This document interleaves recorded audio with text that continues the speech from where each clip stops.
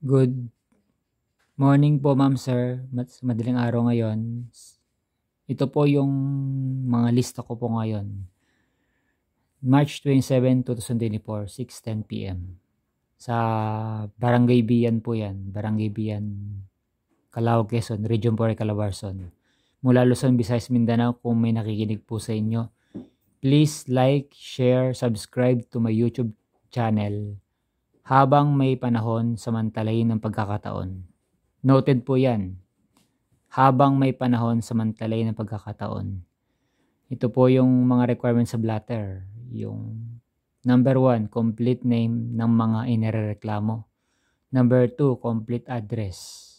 Number 3, complete date, time, place.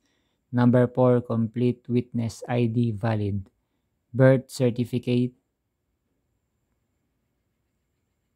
parents, dad and mom. Kasama rin yun sa witness. Sabi ng pulis sa akin.